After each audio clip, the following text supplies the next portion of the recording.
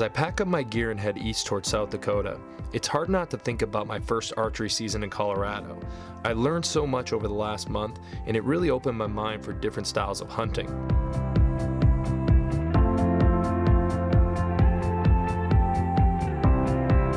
It was something I wasn't used to, and I was definitely out of my comfort zone. With the mountains in the rearview mirror and my GPS set to South Dakota, my excitement level was high.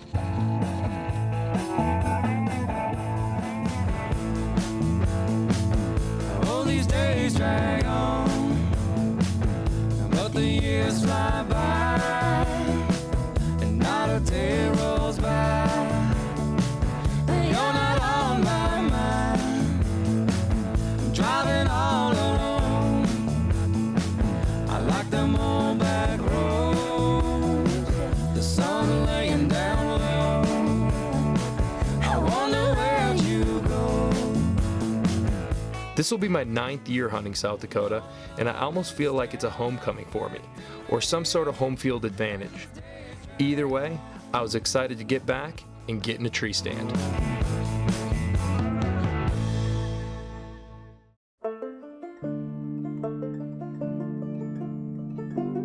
In early September, I heard a few stories of EHD in the area that we hunt. Not knowing the extent, it really didn't sink in.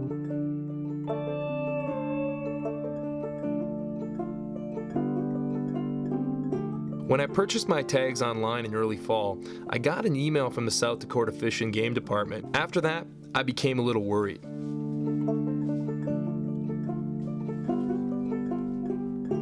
Once I started scouting and hanging stands, it was apparent this area was seriously affected. It was sad to find such great deer taken by this disease, and it goes to show, Mother Nature isn't always what you see on the Disney Channel.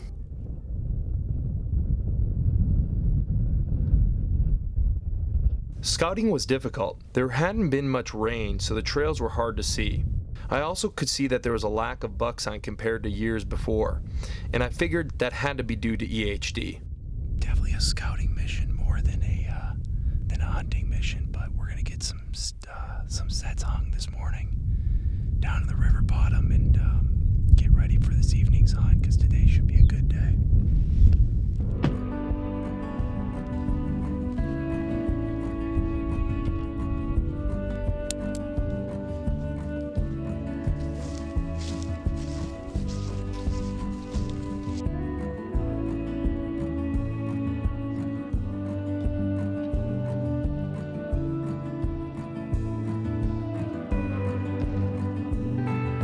I normally don't hunt the first day or two, but with the wind and the weather in my favor and the forecast predicting warm temps for the next week, I couldn't let this night pass.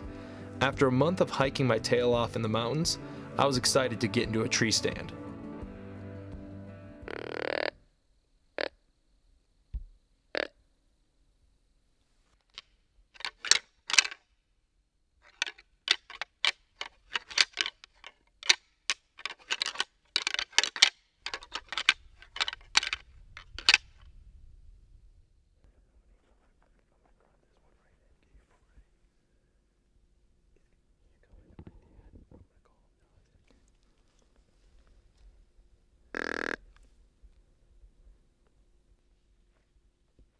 I had several deer come in that night, including a respectable 9-point that was only a few steps away from having an arrow flung at him.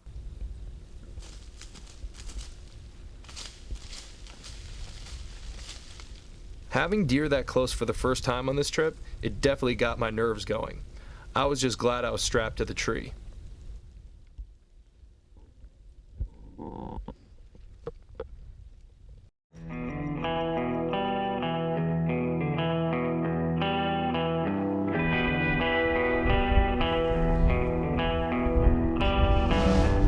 For the next 4 or 5 days, the deer movement came to a screeching halt.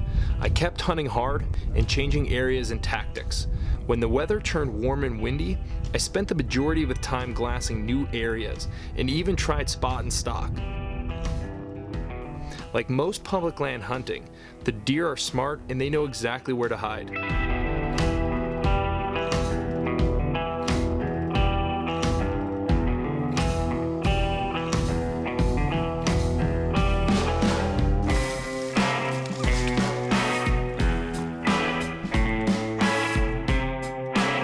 As the days passed, my morale slowly began to diminish. This was definitely one of the hardest years to date.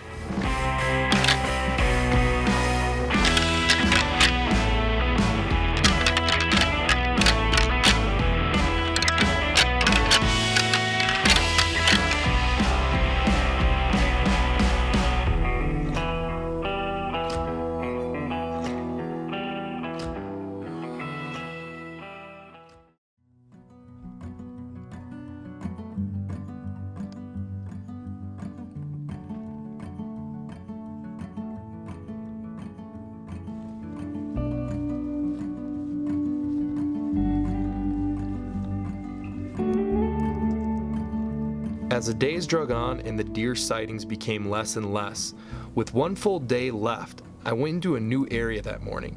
It was an area I had looked at on the maps in previous years, but never had the guts to haul a stand that far. Figuring the rut had to be happening at night, I put the horns together just as day broke.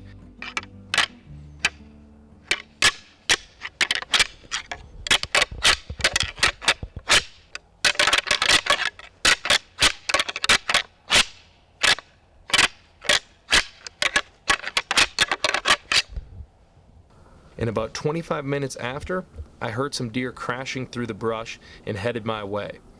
A couple does appeared, and there was a buck right behind them. From the moment I saw him, I knew he was a shooter.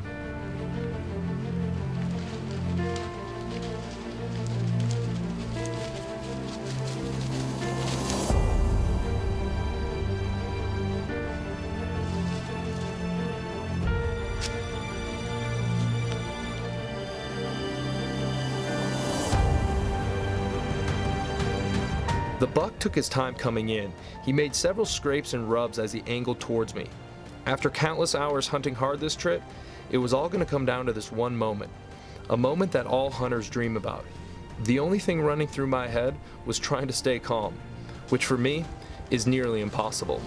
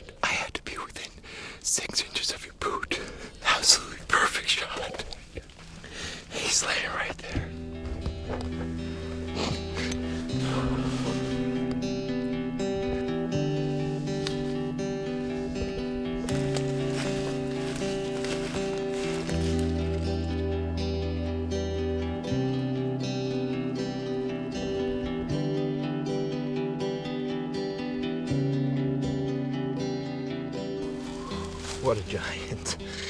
Oh man. Look at those split brows and the blade right here. That's unbelievable. Oh man, this has been a tough hunt. You saw that I got a little bit emotional. The hunting people that hunt with me know that I get pretty riled up, but it was just a very difficult week. EHD hit this area extremely hard, very unfortunate. Found a lot of big deer dead, and we weren't too sure what this year was going to bring, but we wanted to come out here either way and just see what we could get. Well, this is definitely the biggest buck that we have taken by far. This is our 9th year coming here, and we've enjoyed every year, but this has definitely been the hardest. To have this guy come in the way he did, chasing those does, was absolutely incredible. It was fantastic to watch, and it got a little bit intense there right at the end, and I had to make a pretty fast decision to take a shot. At 15 yards, I was confident, so extremely excited about the shot. I take that very seriously. I put in a lot of hours practicing in the off season and making sure that we take these animals as ethically and as fastly as possible. And having them go on down on camera within literally 30 yards of the stand is awesome. We put in the work, we put in the effort, but you know what? Hey, man. Right here, buddy, it all paid off.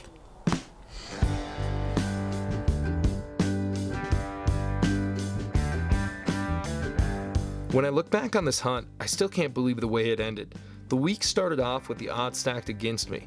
From EHD to unseasonably warm weather, it truly didn't seem like it was going to happen. I really tried just about everything I knew to give me an opportunity to kill an animal. When things aren't going your way, I think your mind will lead you towards the easy way out, or allow you to make excuses on why it's okay not to hunt that morning. However, I think the successful hunters have learned to block those feelings. It's taken me many hunting seasons to learn that, and I think I relearned that again this trip. You have to keep hunting, no matter what the situation.